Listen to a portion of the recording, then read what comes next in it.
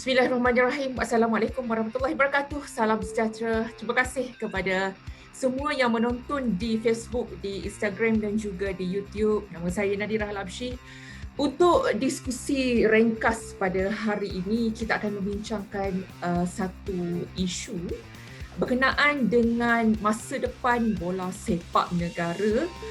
Walaupun ada beberapa kategori sukan yang diwakili oleh Malaysia sudah berada di tahap world class, tetapi persoalannya untuk bola sepak, di mana kedudukan kita di mata dunia. Dan hari ini kita akan membincangkan satu topik yang panas, yang kalau ditanya mungkin ada jawapan atau mungkin berdiam diri saja. Layakkah Malaysia ke Piala Dunia? Dan hari ini kita bersama dengan Encik Nahrul Khair, antara peminat bola sepak tempatan dan mungkin juga di antara bangsa. Apa khabar, bro? Baik, Alhamdulillah. Okay. Saya panggil Bro Nahrul boleh? Bro Nahrul. Boleh tak lah? Panggil Nahar pun okey. So saya biasa antara dua nama lah. Bro Nahar. Okey, cantik. Baik bro, kenapa kita bawakan penyokong bola sepak? Mungkin ada daripada sisi pandang, mungkin ada idea-idea yang boleh digunakan untuk membantu skuad negara untuk memburu misi ke Piala Dunia. Baik bro. Yes. Dari sudut pandang penyokong bola sepak sendiri, sebenarnya apakah kira langkah pertama yang mesti buat, yang wajib buat skuad negara buat untuk melayakkan diri ke Piala Dunia? Bro, silakan. Alright, okay. Assalamualaikum. Nama saya Muhammad Nahrul, panggil saya Nahar je. Okay. So sekarang dia punya, saya macam beritahu kita ada macam perkara pertama yang kita lakukan adalah merealisasikan impian kita ke Piala Dunia ni kan. Kita kena ada daripada sudut dia panggil ada pembangunan tak saya yang sebelum ni kita nampak. So bagus kita daripada akar umbi tu kita binakan dia. So tapi kena ingatlah sebab kita daripada akar umbi ni dia memang mengambil masa lama tapi bagus. Kita punya pelaburan tu sangat bagus. So kita dah cungkil dia daripada 7 tahun lagi. That's why saya beritahu tadi. Dia punya cara dia tu kita dah daripada awal. So itu adalah salah satu dia panggil tergolong dalam struktur pembangunan sistematik lah. Yang telah kita, kalau perasan tak saya dalam FIFA pun dah beritahu sebab kita dah era dah lain, era permodenan bola sepak kita ni dah berbeza sikit. So daripada situ kita akar. So kita ada macam contohnya ada satu squad daripada Belgium tu saya, dia ada squad dia orang sini. So daripada awal, daripada tunas tu kita buat pelan-pelan gilapkan dia. So yang daripada saya nampak kat situ dia punya cara dia daripada situ lah. So langkah keduanya pula kita kena menerapkan pengurusan kelab bola sepak kita yang mantap. Okay, pembangunan yang liga kita buat ni utamanya adalah melahirkan bakat-bakat manusia yang telah ada sekarang ni. Bagi saya, kalau kita nak buat dia punya training tu kena okey. So everything daripada awal-awal tu sebenarnya manusia kiri kita ni kita boleh sebenarnya bagi saya. Kita di fasa pertama tu kita dah ada. Kita bagi dia punya base itu kita dah ada. So kalau kita nak pergi lagi, saya cakap kalau bagi saya boleh. So bagi saya dia punya permulaan itu kita dah ada base, tapi kena ingatlah kita ni menuai ni bukannya kita tanam hari ni besok hidup bukan. So daripada awal tu kita dah nampak. Okay, kita ambil yang base kita yang pertama, kita ada base kita yang kedua. So sekarang base kita ada dah. Okay, yang kedua ni facilities. Itu kena ada juga. So kita when kita treat player kita as a king, dia orang boleh main dia dengan bagus di tahap kita sekarang ni. Okay. So far yang saya nampak dia punya cara dia tu daripada situ lah. Lain. Tapi kita kena cepat sekarang dia punya, kalau pasal kita dah boleh orang cakap sukan ni boleh menjana pendapatan. Salah satunya bola sepak bagi saya nak nampak kat situ supaya kita dulu kalau saya belajar dulu pun mak saya marah sebab dulu punya sistem dengan sekarang bola habis umur 30 kita dah habis lah. But right now kita sekarang boleh jadi duit. Maksudnya itulah gaji kita. Contohnya kalau kita ni akal tak pun nak bijak sangat, kita ada kederat, kita ada gift yang Tuhan bagi untuk main bola sepak. So kita boleh gunakan kat situ. Daripada awal tu cumanya mungkin dulu punya sistem lain. But right now kita dah nampak bangunan bola sepak tu yang saya nampak memang the best. Dia memang dia great idea daripada kita punya kajian, punya support lah. Daripada situ develop kita punya ni. Baik. Baik, itu adalah sebagai langkah pertama. Dia kalau boleh saya rangkulkan sebagai bermula daripada angkara umbi, betul? Betul. Okey. Kalau kita bercakap berkenaan dengan ranking dan Piala Dunia, dia seolah-olah seperti yang tidak boleh dipisahkan. Dia mesti duduk bersama. Okey. Okey, kalau saya boleh buat sikit hipotesis dekat sini, semakin baik ranking Malaysia, semakin cerah untuk peluang kita ke Piala Dunia. Dan sekarang kita berada di tangga ke-154. Tahun 2017 kita berada di tangga 174, betul? Betul. Bermakna dalam 4 tahun kita berjaya naik kepada 20 tangga. Right. So, ada juga yang mengatakan bahawa Malaysia perlu berada di ranking ke-100 ke bawah untuk melayakkan diri ke Piala Dunia. Bro, pandangan you? Bagi saya lah kan, mudah je. Jika pasukan kebangsaan kita menunjukkan prestasi yang baik dalam perlawanan yang kita buat yang kelas A ni, dia punya ranking memang boleh naik. Tapi kena fokus lah. Bukan fokus pada ranking je, daripada segi struktur prestasi kebangsaan. Okay, kalau kita ranking, kita selalu menang. Itu salah satu lah, selalu menang. Apa-apa kita main selalu menang. Tapi kelab juga memainkan peranan penting. So main dekat ACL, tu AFC. So dia punya prestasi tu, kalau once kita dah masuk banyak, kita masuk, so pendedahan kita kepada player kita dekat luar memang cantik. So punya ranking tu memang boleh naik lah. Cuma ni saya beritahu tadi, dia punya fokus itu start game kita masuk. Maksudnya kita masuk hantar tim kita, tapi macam tak kita nak hantar secara melulu je. So kita boleh dipanggil apa tu, susun kita punya player, okay, cari yang mana bersesuaian ranking tu akan datang kalau kita perform. Maksudnya kalau kita keep masuk memang kita punya ranking tu bagi saya memangnya. Tapi kalau kita nak buat friendly ke atau apa ke, kita jangan ambil yang big team. Contoh kita nak lawan Brazil kan, kalau setakat nak buat jual tiket tu boleh, tak ada masalah. Tapi kita nak quality tu, so better kita lawan yang dekat Asia kita dulu. Kita lawan Vietnam dulu ke, kita lawan Filipin dulu ke, kita cari yang mana high ranking diorang tu. Yang kita contoh kalau kita 100 lebih, Thailand berapa? Kata Thailand kata 124, kita 130 lebih. Lawan je dulu. Kita ambil Southeast kita punya dulu, Asia dulu. Kita lawan. Kita ngarap dulu pun kena tibai 10-0 kan. So kat situ kita dah nampak ukur kita tu dekat situ. So kita tak boleh nak lawan Barcelona, everything semua tu. Kalau kita buat selection, ya boleh, tak ada masalah. Tapi untuk kita nak ranking kita ni, kita kena ada satu standard kita. Macam buat kata TMJ jugalah. Kita kena fikir secara realistik kan. Kita sebab kita ni takkan nak lawan Brazil, takkan nak lawan Belgium, nombor 1 negara, nombor 1 ranking tu. Memang payah lah. Tapi kita bukan tak boleh, tapi kita kena ukur baju badan sendiri dulu lah. Kita lawan Singapura pun kadang-kadang kalau menang lawan Indonesia pun sama juga. So kita develop daripada situ. So kalau kita dah boleh lawan among kita ni saja, kita boleh lawan sikit lawan tim Rusia ke, lawan tim Ukraine ke. Tim Ukraine, Rusia semua tu diorang layak, maksudnya boleh pergi. So lawan sikit-sikit kat situ, jangan kita nak terus lawan yang kuat-kuat. Boleh tu boleh, tapi memang benyai lah, kita kena belasah kita ni.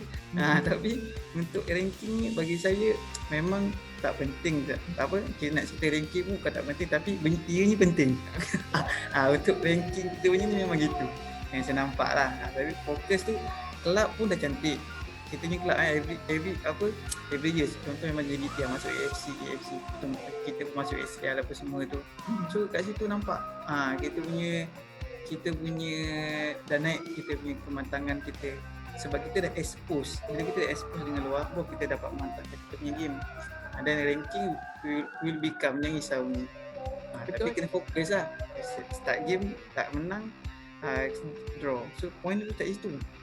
Dia punya cara dia lah yang saya nampak kat situ lah, untuk kita nak main di kelas yang A lah panggil. Bermakna untuk ranking kita perlu ada tanda aras kita sendiri. Barulah kita boleh pergi next to step. Okay. Alright, kalau itu berkenaan dengan ranking, kita beralih kepada yang ini hot sikit ni. Sistem pengurusan pasukan. Sebenarnya ada juga dakwaan mengatakan korupsi. Kita masih lagi bergelumang dalam korupsi yang menyebabkan kita ketinggalan jauh. So, pandangan you macam mana, bro? Aduh, kalau pasal korupsi ni nak ceria kalau nak cerita. Tapi benda ni macam setiap industri memang ada korupsi, tapi bola sepak pun dulu lagi kita pasal. Even sekarang pun FIFA pun yang set blatter dulu pun dia pun korupsi juga. Macam mana? So macam cakap korupsi ni memang ada, tapi sebenarnya kalau korupsi ni pun, sebab saya pun pernah ada dengar cerita kan, sampai daripada player sampai figuratif jual game. Okay, sebabnya apa? Sebabnya kadang salah satu puncanya pun adalah kita dipanggil kewangan kita, segi kewangan tim kita lah. Maksudnya sebuah kelab tu atau sebuah negeri ke apa kan, yang ada kelab bola kan. Memang duit tu is more important kan. Kalau you tak bayar gaji player, yang saya dengar baru-baru kan, tak silap siapa dah ada player tu 5 bulan tak dapat gaji. Macam mana bang? Player, kalau yang player yang ada, contohnya player ada isteri yang bekerja, okey, tak ada masalah kan.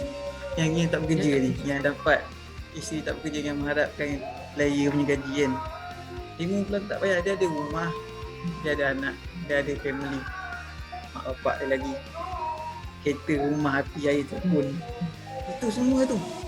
Kalau kita tak bayar dia dengan cantik kan, macam mana? Contoh saya memang, orang cakap kalau kita nak cakap pasal benda ni, kalau saya sebut satu tim pelantikan, orang cakap dia je, tapi itu lah kenapa player sanggup main kat tempat dia walaupun tak jarang tak main, duduk bench je, gaji cantik.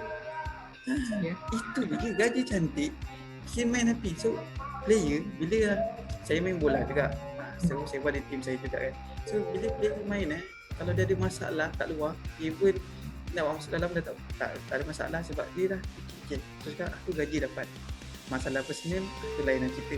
Okay, tapi kalau gaji aku tak dapat, aku main bagi nak agak aku tak dapat apa-apa, sebab aku main kat Liga Sosial, aku bayar sendiri di Padang tu.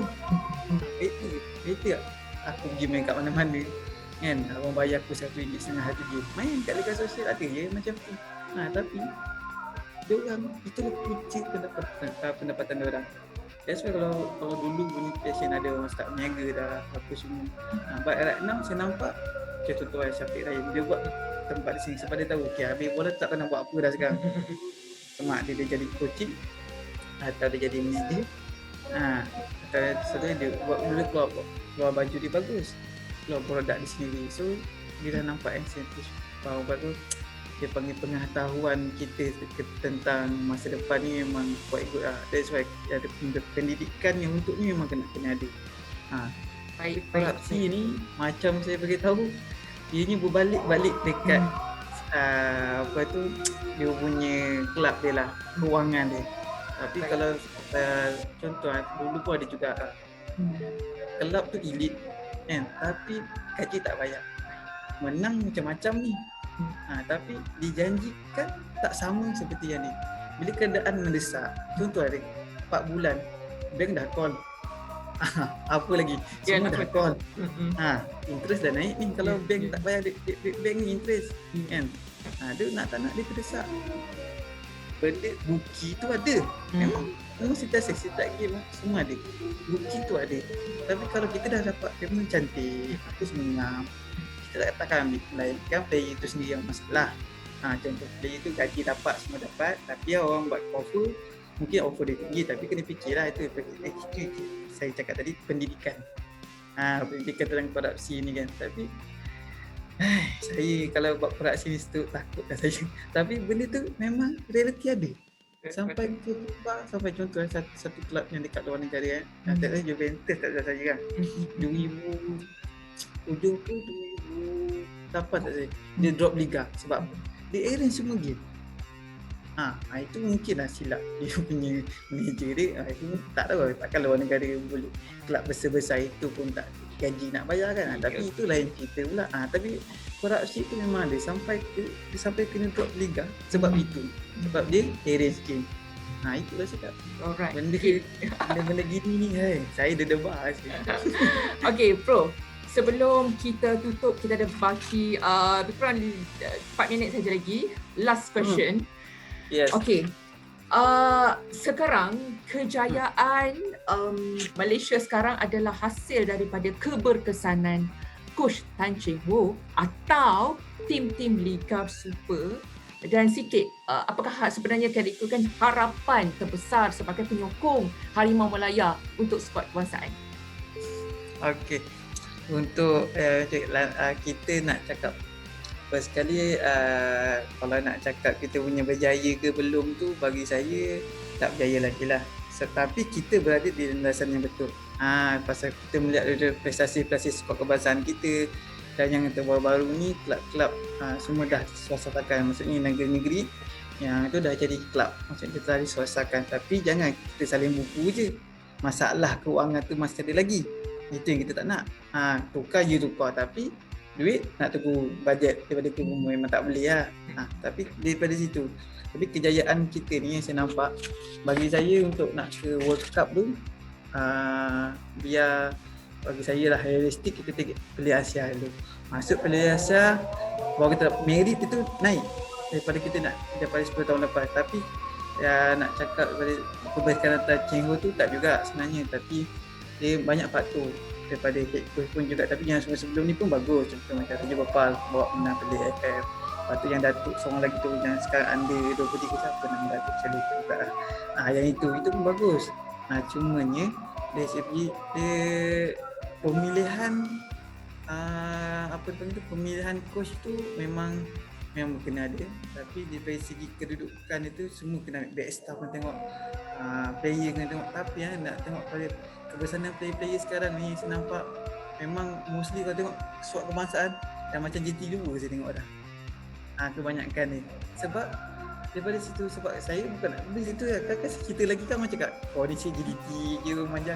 Tapi itu sebab apa? Dia orang dah expose main kat macam mana, dan dia orang treat GDT ni treat player dia macam player professional. Kita datang, dia ada facilities, dia ada hospitality, padang, homegrown. Lepas tu dia ada tempat training dia. Macam mana tempat training ni? Ada saya dengar tempat training, tempat tukar baju dia dekat dalam kereta. Mak, kau player bola, kat tempat kereta kita saling baju. Kenapa tempat training kau kat situ? So daripada situ, bila kita dah arrangekan tim, kita punya squad kita, pemilihan kita, barulah kita punya player sini. Okey, lepas tu FAM pun bagus juga. Dia dah merealisasikan player lah. Maksudnya naturalisasikan, program kacuk dah masuk, bagus. Sebab semua tim memang buat contoh macam Brazil, macam ni kan, macam PP tu yang main Portugal, dia asal Brazil tapi kenapa dia main Portugal? That's why dia naturalisasi itu. Lepas tu keterimaan dia kepada ni. Tapi yang saya nampak tak, memang Tan Cheng Hock tu bagus lah, tapi kita kena fikir daripada sudut lain pula. Maksudnya backstaff dia apa semua. Lepas tu dia punya yang saya nampak target kita waktu masa ni, dia target Piala Asia dulu lah. Sebab kalau tengok Thailand dengan Vietnam main di Piala Asia, lepas tu lepas daripada grouping, dia pun bagus. That's why cakap biar kita nak lawanlah Thailand dulu, 10 kali lawan pun tak apa. Jadi kita dapat dia punya teknik dia macam mana, cara permainan dia. So kalau dengan Thailand kita kejap menang, kita kalah. So that's why kalau kita boleh keep momentum tu, memang boleh pergi. Tapi bagi saya target tu Piala Asia. Kenapa masuk Piala Asia, baru kita boleh fikir yang lain pula. Dia punya next punya target, like macam TMJ, AFC ACL, masuk AFC dulu. tu dia target lepas ni pula, lepas ACL, maksud lepas grouping kita target sikit nak target champion mak jam. Tapi kita realistik dulu. Kalau kita dah tahu okay, kita lepas grouping makna kita bagus, kita repair lagi kat mana kita punya silap tu. Tapi bagi saya kita dah berada di landasan yang betul. Cuma kita nak harapkan player kita keep momentum bagus. Injury tu memang risau jugalah, takutkan macam dah perform injury itu pun kita punya lah. That's why itu pun kita kena belajar daripada kita punya apa nama tu, facility kita semua. That's why facilities tu kena ngam daripada kita punya apa nama tu, manajemen tu sangat-sangat Baik. Okay. Ayuh rakyat Malaysia, Harimau Malaya, harapan kami untuk melihat anda menjejakkan kaki di padang Piala Dunia. Kita hanya berbaki 3 perlawanan sahaja sebelum ke perlawanan seterusnya di Piala Dunia Qatar 2022 dan Piala Asia 2023 pada 3 Jun. Kita akan menentang UAE. Pada 7 Jun kita akan menentang Vietnam dan akan bertemu dengan Thailand pada 15 Jun 2021. Baik bro, terima kasih banyak-banyak atas perkongsian, walaupun masa ringkas sangat-sangat tetapi sangat-sangat padat. Banyak yang kita dapat input baru, mungkin yang kita idea-idea yang boleh kita tambah baik untuk skuad kebangsaan kita. Jadi insya-Allah kita jadikan tahun hadapan mungkin tahun untuk Malaysia. Siapa tahu tuah ayam nampak di kaki tuah manusia. Siapalah yang tahu. Manalah tahu kita punya misi kita, ada rezeki kita tercapai di Piala Dunia. Baik. Sekali lagi terima kasih kepada Bro Naha. Bro, terima kasih banyak-banyak. Thank you. Alright, saya nak sikit lagi boleh? Sikit je. Alright, boleh sikit lagi. Yang untuk ni lah macam kita sekarang kalau perasan yang kita punya kelayakan sekarang dah bagus. Itulah dia. Dia panggil kita punya progress dia dah cantik. Yes, betul. Menangan Thailand sebelum ni. Silapnya kita draw je dengan UAE masa dekat Malaysia. Itu kalau kita menang cantik. Itu kita sekarang 2 kali menang dapat untuk next punya kelayakan pada Piala Dunia. Saya beritahu tadi, kita dah di landasan yang betul. Cuma sikit je lagi. Kena betul sikit ni. Betul. Tapi saya cakap ni saya punya opinion sebagai peminat bola sepak. Saya memang cintakan bola sepak. Okey, boleh. Tak ada masalah. Harimau Malaya ini adalah harapan daripada kami. InsyaAllah buat yang terbaik untuk perlawanan yang akan datang.